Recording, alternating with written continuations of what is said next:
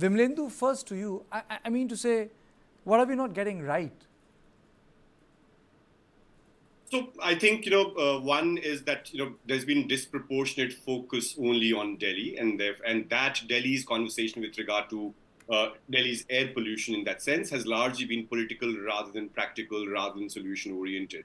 It's largely been in terms of blaming the previous government or blaming someone else other than the real causes. And therefore, we have been, as in any conversation that has happened in the country in the last 1 decade with regard to air pollution, has been largely 99% limited to Delhi NCR. And despite several data points that we actually have, is that there are more and more polluted cities in the country, more polluted than Delhi.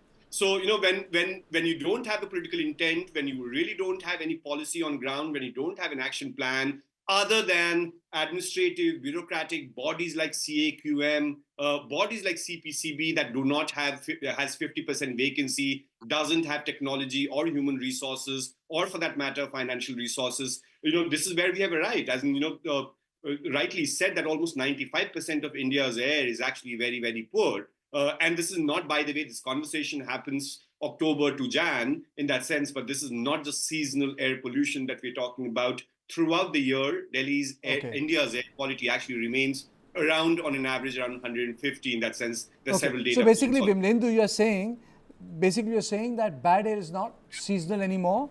Dr. Radha Goyal, I think we have graduated to a year-long bad air in Delhi. Is that correct? Yes, I agree with what Vimlendu has said, because only few days during the monsoon when there is a precipitation, the air quality comes in the good category, AQI. Otherwise, most of the year, whether due to the westerly disturbances or in the summers or whatever, so most of the time it is always above 100 or 150, AQI. So we entire year, like if we talk about the 365 days, more than 200 days we face the air qualities in, upper like poor category. So Okay, so Vimlendu, when we talk about bad air, is there something that needs to be done quickly to fix the problem? Is it cars? Is it diesel engines? What do we need to do in Delhi? Because I think this is the longest since I recall that we have had such a long stretch of really bad air. Yes, Kartikeya. So first of all, we need to really differentiate between good air and bad air. There's not these two categories alone. In fact, when you show 475, that's not bad air. That's hazardous air. It's almost like a biological warfare. So therefore, not every air is just bad air. Bad air is 150 in that sense, or 200 for that And we matter. also don't know because these meters, these meters stop reading them, Absolutely. The meters So go when you say kaput. 475, you're almost talking about erstwhile Germany situation, sort of a biological a warfare or a chemical warfare. 475 is not a normal number.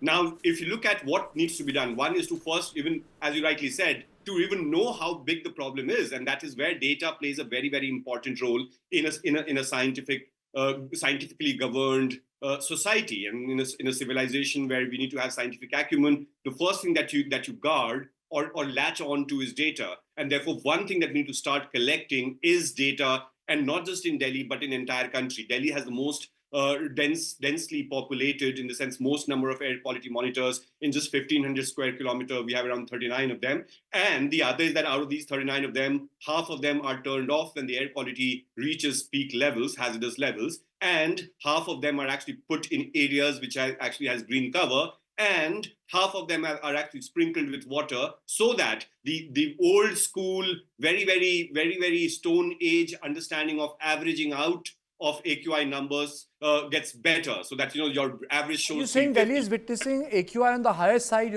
These are conservative AQI figures, 400, 490, 500. Are we witnessing AQI worse than this?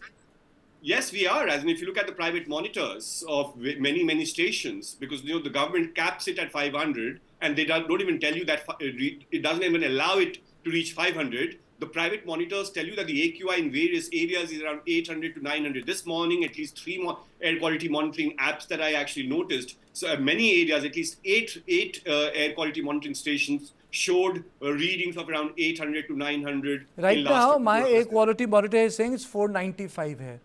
Absolutely. And the government's, and just check what the government is telling you right now. So you're breathing not the monitor, you're breathing the air. And therefore, if the air is 495, which is your own monitor inside the studio, I'm very, very sure, right? Is this the studio reading that you're talking about? No, I'm in Noida, so it's at 495. The quality of the air where I am is 495. And it is similar to yesterday. Absolutely. And this is the government air quality monitoring station that you're talking about. No, this is private. This is private. My point is that there have been times it has shown me 600.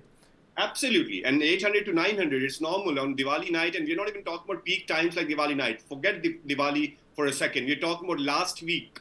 The air quality index was 1200 to 1400, when 400 is like almost severe and 450 plus has severe plus in that sense. And we still don't have a semblance of GRAP 3. We're still stuck at GRAP 3. We don't know when GRAP 4 will happen. Although I'm not a believer of these GRAP measures. GRAP measures came into being primarily.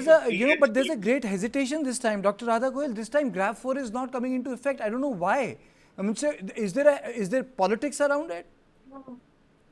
Yeah, so basically that GRAP 4 itself is having a lot of, the government, the pressure for GRAP 4. A lot of the activities, especially you talk about when GRAP 4 is there, all the construction activities are totally banned. Though it is in the GRAP 3 also, but some government projects, they are into the operations during GRAP 3.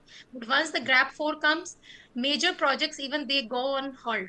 So that's what they are always, the conservative figures. Vimlendu rightly said that government monitors, the monitoring stations, they will not show you more than 500 because they have a limitation of 500.